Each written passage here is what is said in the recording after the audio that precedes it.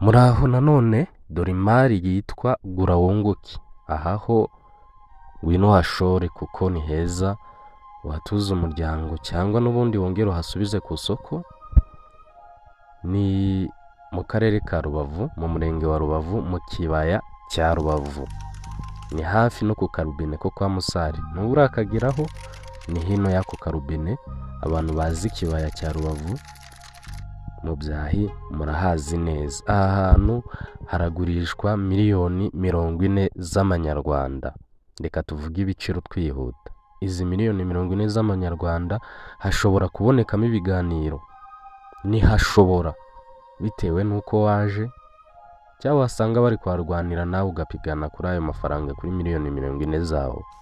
Duhamagare kuri 078 300 87 55. Hakora ku muhanda, ni muvene nziza ituwe y'abasirimu. Iyi nzu yujuje byose. Murabona ko ifite ikigega gifata amazi, murabona ko mu nzu hari amakaro, ifite plafo ya langete, murabireba muri video. Murabona n'abaturanyi hirya twagerageje kubereka imigongo y'amazu yaho ukuntu bameze.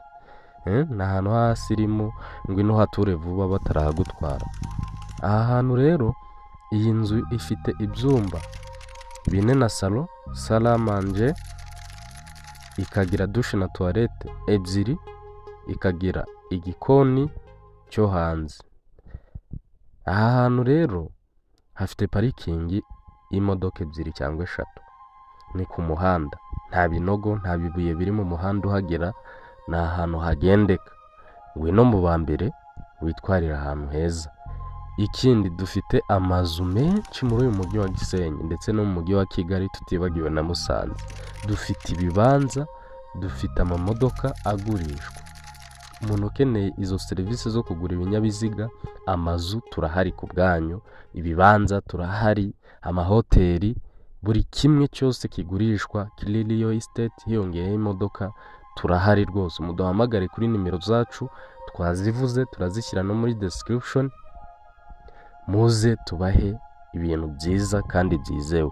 Murakoze, turabakunda cyane.